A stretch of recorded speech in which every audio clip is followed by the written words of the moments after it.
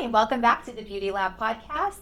My name is Velia. I'm your host, and I am going to be interviewing my co-host, Monina, all about how your well-being shows up on your face. So, Monina, we're getting deep today. We're getting more than skin deep, I think. I know for me, like when I'm stressed out or when I don't sleep well or when I'm eating differently, my skin changes so dramatically. I mean, it's hard because I work in front of a mirror all day too. So I'm always like, ugh, why do I look so bad, So can you kind of give us an explanation about what happens like emotionally, like what's going on inside of our bodies and how that shows up like on our skin? Yeah, I like to answer that by saying your well-being, your skin in particular, is a self-reflection or a mirror of what's going on inside your body. Because when imbalances happen, so like if your nutrition's off, your hormones are off, your gut health's off, it immediately shows up on our face, right? Yeah. So things like too much sugar, you start getting breakouts. If your skin is dehydrated, those fine lines and wrinkles start to really deepen. Too much coffee or alcohol, all of a sudden the skin looks really dull and dry and even grayish looking. So yeah, our skin will definitely tell a story of what's happening inside of our bodies. And when you first come in to see me, I usually do an evaluation, and I usually use the skin mapping method from osmosis, which Dr. Ben Johnson created years and years ago. And so things like if you're breaking out or rosacea or hyperpigmentation is happening around the forehead or the outer part of the cheeks, that's telling me there's something going on in your digestive system. If you're experiencing like darkness or pigmentation or any type of irritation on the eyelids, a lot of times that tells me something's actually going on with your adrenal glands. And if you've got dark circles, things are going on under the eyes, that usually tells me something's going on with your liver. So if things are happening inside your body, your face is going to be the first one to tell on you. It does. It's such a narc. Yeah. And so a couple of things I would always suggest to people is, your skin is trying to tell you something, right? So a couple of things you can look into when you're starting to experience all these things is you want to be hydrating, right? Because remember, our skin is actually our largest organ in our body, and it's 60% water. So when we're dehydrated, we start to see all kinds of things on our face as well. Your gut health is super important. So eating the right foods, your nutrition, stress management, all of that comes into play when we're looking at things that are happening on our skin as a telltale sign of what's happening inside our body. Yeah, I mean, I noticed like right before a big event or something, even like traveling or any kind of good or bad stress, my skin, I'm always worried like, oh gosh, please don't break out before this thing. Yeah, or before photos or a brand new shoot or something like that. Exactly. So what's happening? Like, how are our emotions and our skin like connected? Yeah, our emotions are definitely connected. In addition to what's happening in our body, our stress can actually trigger a lot of things. So things like if you are very stressed or you're concerned about something that's going to happen the next day, or you have a big presentation, or you are going to be in front of a camera, our bodies, spin out of control and we start to stress out. And when you stress out, things like your cortisol level actually spike. And so that disrupts your oil production. It prevents your ability to hold on to water. So then you're losing water. Now you're getting dehydrated.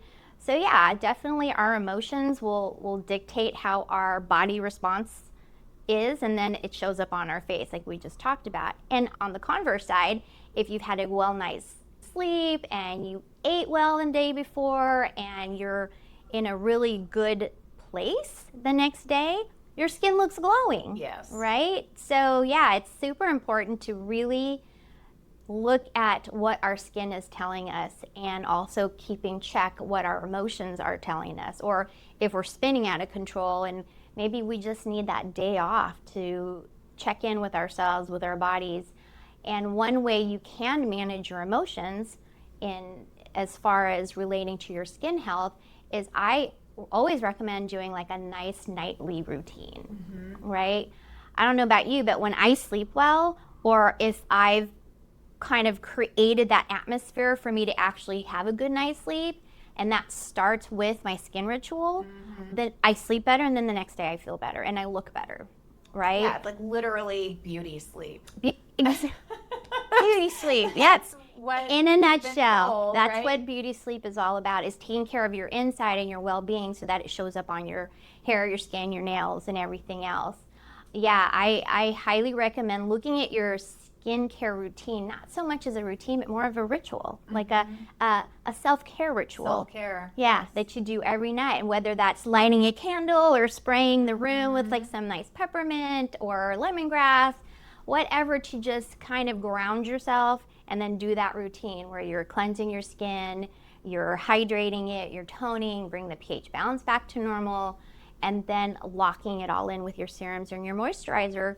Because I know I may have mentioned this before, but our bodies go through something called a circadian rhythm, right? It's like that 24-hour internal clock.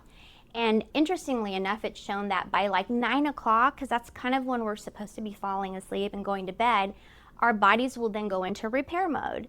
And part of that repair mode is our skin then starts to do something called TEWL, which is TEWL, and that's topical epidural water loss. Like, we'll actually start to lose water at some point. And so I always highly recommend people to get their serums and their moisturizer and all that on before 9 if possible, like before going to bed, so that you're locking in that moisture before you even go to sleep. Oh, wow. Yeah. So is it true that you age faster in your sleep? You age faster? I know. Well, I've heard that when you don't wash your face before you go to bed. Okay, and maybe Yes, that's what it yes. is. So if you go to bed all stressed, makeup on, gunk on your face, yeah, they have shown that your skin will age quicker because of the oxidative stress and all that stuff, you know, because Okay. I would put it to you this way. When you go to bed at night, do you want it to go into repair mode or do you want it to go in defense mode? Yeah. Right? So you want to give it a fighting chance. And so getting rid of all that gunk from the day, whether even if you're not wearing makeup, right? Because Yeah. I say your skin holds on to everything, right? And so if you start off with a clean slate, now your body's like, okay, we can go into repair mode and just go in there and start doing what we're supposed to do now while we're sleeping. As opposed to going, oh my gosh, you know, there's all this stuff on the skin. We've got to stay in defense mode all night long, right? So that's kind of how I look at my sleep. Yeah, it feels so wrong to like go to bed with, I can't even go to bed without like showering first, because I do feel like I just need to get the day off of me, and that is part of my nightly ritual that takes like forever, like an hour. Yeah. But yeah, you do sleep so much better when you kind of go through this routine Self-care. of self-care. Exactly. Just putting on all of your serums and everything too. It just feels good. It feels good. Well, because you're caring for yourself. Yes. When all day we've been caring for other people. Yes. So yeah, that's why it's a great way to end your day. Is to kind of check in with yourself, and you know, that's probably the time of day where I'm kind of self-reflecting, Yes. what's happened, and maybe even starting to think of, okay, what is going to happen tomorrow, and then allow your body to then just go into like sleep repair mode after that. Yeah. Yeah, that's so helpful. So if you're listening at home and you can think of anyone, including yourself, that might benefit from this information, please like, share, subscribe, download. I know so many people who are coming to mind, new moms especially, who literally have just been taking care of An infant, a their newborn. little mini boss all day, telling them when they can shower, use Sleep, the go to the bathroom. eat. So take that time after your baby falls asleep at night to 20 minutes of just Even doing 10 your- minutes. Yeah, Just right? time for yourself and checking in and grounding yourself before Yeah. going to bed. Yes. Okay. So I have one more question for you. Okay. We think of skin in terms of beauty, but you always kind of refer to it as like your first line of defense. Can you explain why? Yeah, your skin, think about it, it's our largest organ, like I talked about before, but it's also, we have a protective layer, our skin barrier. It literally is our first line of defense. Because if we don't have that protective barrier and it's not operating optimally, things like allergens, microbes, pathogens, viruses could just easily seep in through our skin, right? Because our skin is very porous, right? So if we don't have that protective barrier on our skin, all of these things can wreak havoc on our skin and then eventually get inside. And we just talked about how, your skin is just telling you what's going on inside your body. Mm-hmm. So it's super, super important for you to have a strong skin barrier and not a compromised one. And as a matter of fact, in doing skincare for over 20 years, every single skin issue usually goes back to a compromised skin barrier. So your skin is your first line of defense. If it's compromised, it can't really defend you. It can't protect you. It can't lock in moisture. It can't protect you from UV damage. It can't protect you from the pathogens and the viruses and all the things that are swirling around us day in and day out. So when the skin barrier is compromised, you'll start to see things like increased sensitivity to the skin, redness, increased inflammation. So any type of condition that you see is usually a response to inflammation, right? And so then increased breakouts, all that kind of stuff when your skin barrier is not as strong and as optimal as it possibly could be. So super, super important, you guys, to take care of your skin on a daily basis, just for that reason alone. Mm-hmm. Yeah.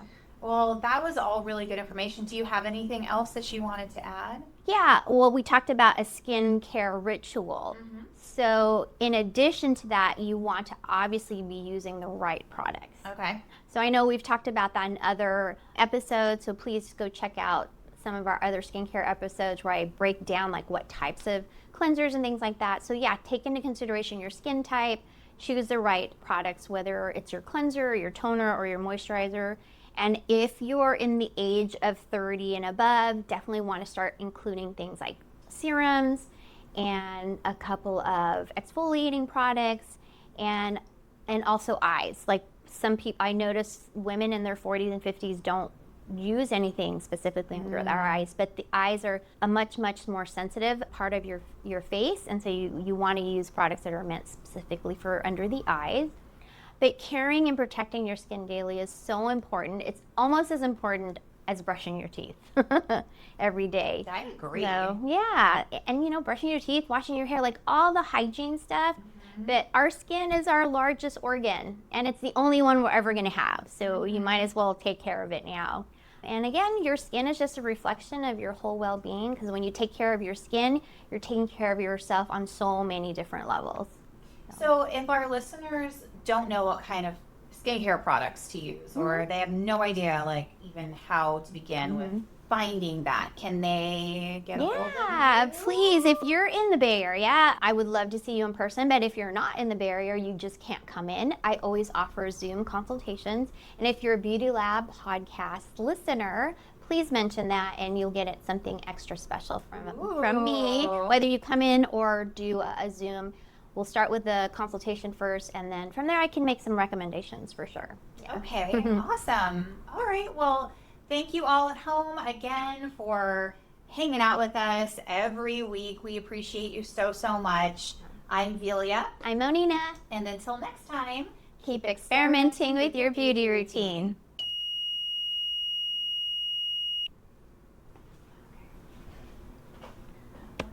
oh, that was only 15 minutes.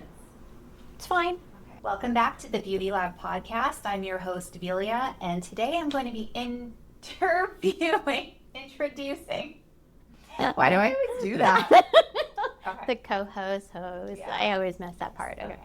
More than skin deep, I think. Like literally beauty sleep. Beauty sleep. Face is going to be the first one to tell on you.